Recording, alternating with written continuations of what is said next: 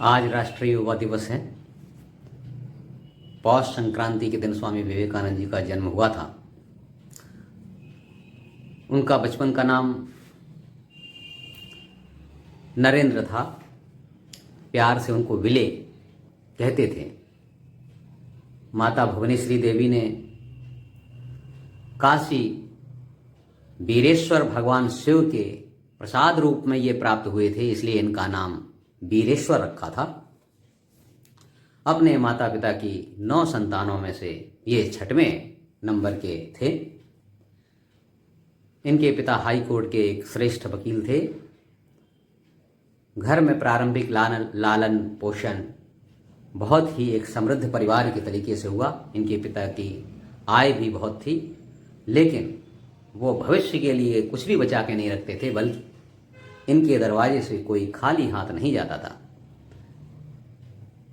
बालक नरेंद्र जब छोटे थे, इनका स्वभाव बड़ा चंचल था।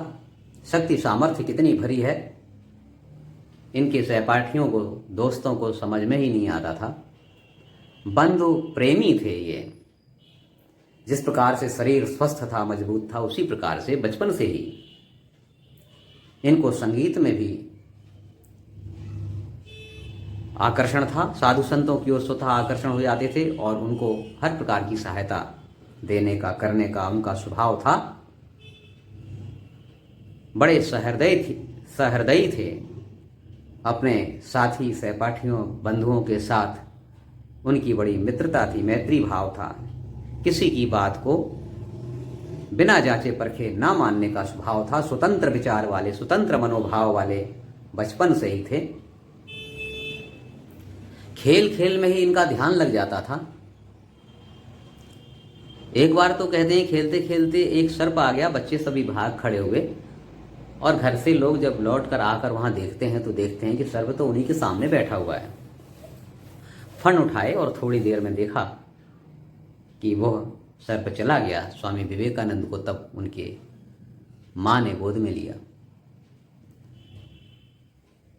बचपन से ही स्वामी विवेकानंद मेधा के धनी थे। एक बार में ही कोई चीज उनको याद हो जाती थी। उनको लोग हंसी में श्रुति धारा कहने लगे थे। क्लास के अंदर भी अगर कोई उनके अध्यापक किसी पाठ को अगर त्रुटि पूर्ण पढ़ा देते थे तो उसी समय उन्होंने उसका विरोध करते थे और सही पाठ की जानकारी ये बताते थे कि यह सही है। एक बार तो उनको इस दुस्साहस पर काफी सजा भी मिली, छड़ी से पिटाई भी हुई। जब वो आकर के मां को बताया तो मां ने कहा, अगर तुम्हारी बात सही है तो तुमको अपनी बात पर ही अडिग रहना है।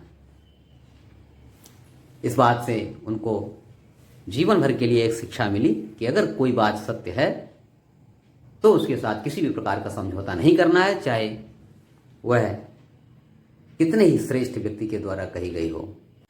स्वामी विवेकानंद अपने प्रारंभिक शिक्षा को प्राप्त करने के पश्चात प्रेसिडेंसी कॉलेज में उन्होंने प्रवेश लिया। वहाँ पर मैट्रिक के पश्चात की पढ़ाई की उन्होंने ललित कला से, और इसके पश्चात कला वर्ग से उन्होंने BA उत्तीर्ण किया। उसी समय उनका संबंध अपने विद्यालय के महान अध्यापकों, विद्वान अध्यापकों के साथ भी आया। उसमें उनके एक प्रोफेसर राइट थे, जिन्होंने रामकृष्ण परमहंस के बारे में एक बार चर्चा की और उन्होंने बताया कि एक व्यक्ति हैं जो कलकत्ता में दक्षिणेश्वर में काली मंदिर में पुजारी भी हैं, लेकिन वो आध्यात्मिक दृष्टि से बहुत ही उत्तम अवस्था प्राप्त हैं, सामान्यतः समाधि में ही रहते हैं। स्वामी रामकृष्ण परमहंस के पास जाने का नरेंद्र ने निश्चय किया, क्योंकि जैसा कि मैंने बताया कि नरेंद्र प्रारंभ से ही साधु संतों की ओर आकर्षित होने वाला व्यक्तित्व था।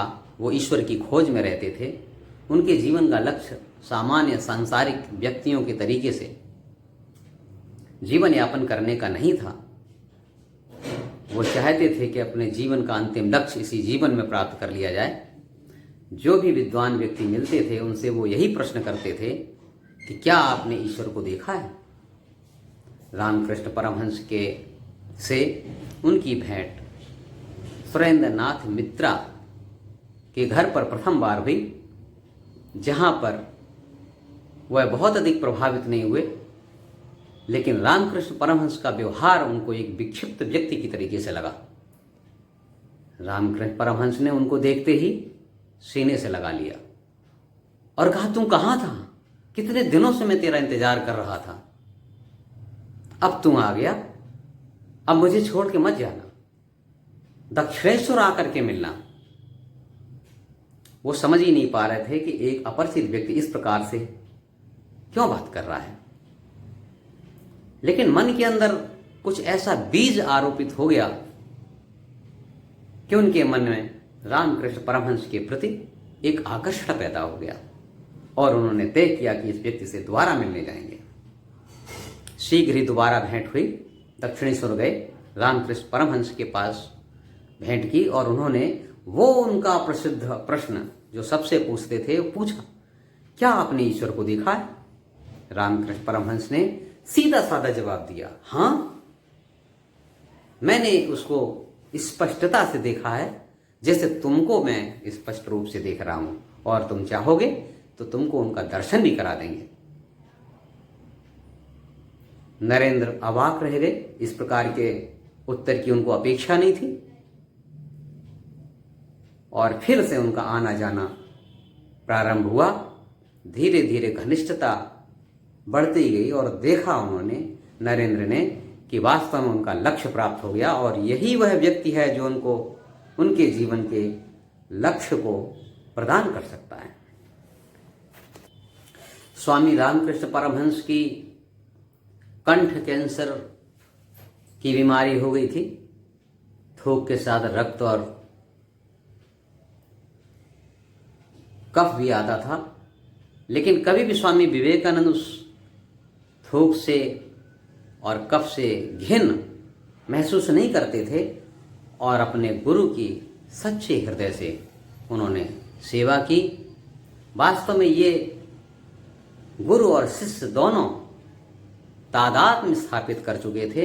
वो बाहर से देखने में दो शरीर दिखते रहे हों, लेकिन उनकी आत्मा एक हो गई थी। रामकृष्ण परमहंस जी अक्सर वो कहते थे, गुरुदेव मुझे कुछ नहीं चाहिए, मुझे इस संसार में नहीं रहना है, मुझे सुखदेव की तरह से निर्विकल्प समाधि प्रदान कर दीजिए। रामकृष्ण परमहंस ने एक बार उनको बहुत झिड़का, कहा तुम बहुत स्वार्थी है, अपनी मुक्ति चाहता है, तुझे तो धरती पर इसीलिए उतारा गया है, तुझे सारे विश्व का कल्याण करना, उसके दुख दर्द दूर करने हैं। जब वो खड़े हुए धर्म सभा में और जब उन्होंने कहा कि मेरे प्यारे अमेरिकावासी भाइयों और बहनों, तो हृदय के किस तल से वो शब्द निकले थे, इसके पहले कुछ और वक्ताओं ने भी यही शब्द कहे थे, लेकिन उनके इन शब्दों का कोई प्रभाव नहीं हुआ।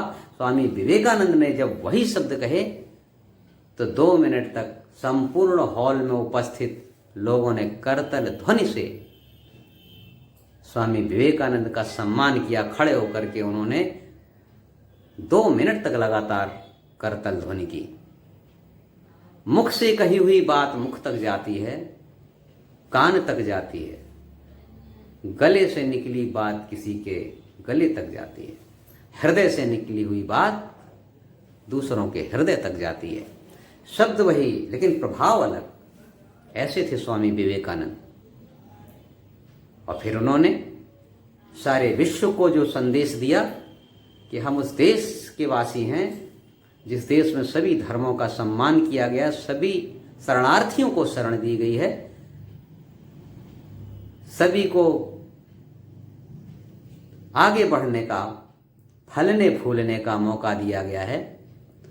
हम उस संस्कृति के मानने वाले हैं जो किसी को दूसरी संस्कृति नहीं मानते, सबको अपना मानते हैं।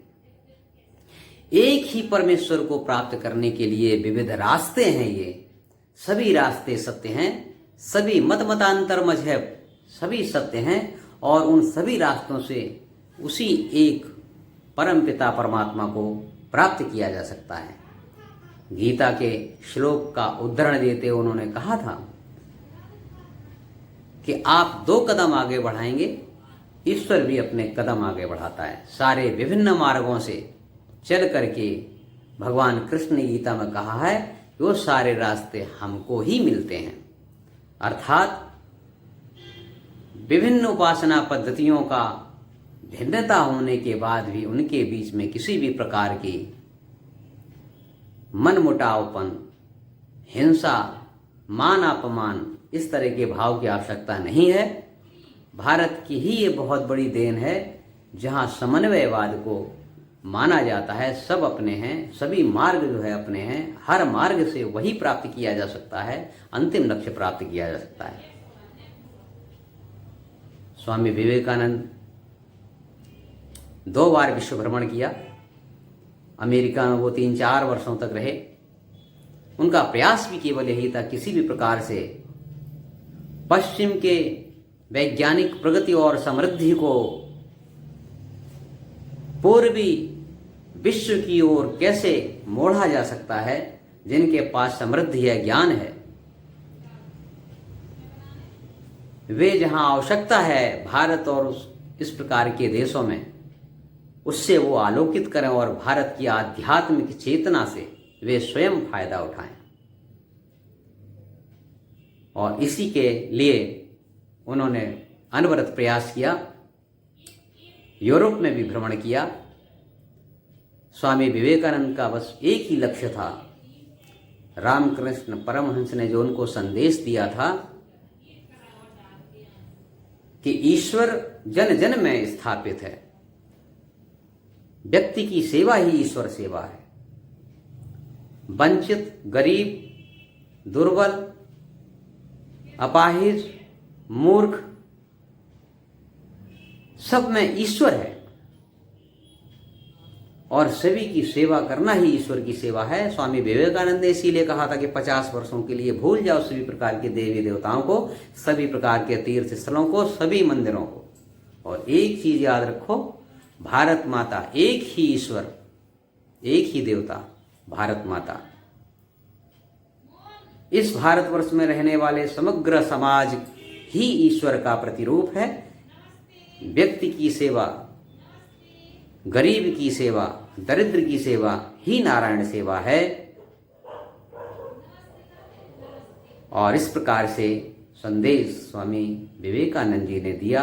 रामकृष्ण मठ की स्थापना की, रामकृष्ण मठ, रामकृष्ण संघ की स्थापना कर इसी प्रकार का संदेश संपूर्ण विश्व में फैलाने का प्रयास किया। आज जहाँ कहीं भी जो कुछ भी हो रहा है, अच्छा हो रहा है, उसकी प्रेरणा स्वामी विवेकानंद जी भी ही हैं। जहाँ पर कुछ गड़बड़ है, जहाँ कहीं कोई प्रेरणा नहीं है, लोग अधोमुखी हैं, गलत कर्मों में लिप्त हैं, उसका कारण यही है कि वे स्वामी विवेकानंद के दिए हुए प्रकाश से दूर हैं। आज की सबसे बड़ी आवश्यकता यही है कि हमें स्वामी विवेकानंद के दिए हुए ज्ञान को आत्मसात करना है और आगे बढ़ना है। स्वामी विवेकानंद के चरणों में सत सत पुष्पांजलि। धन्यवाद।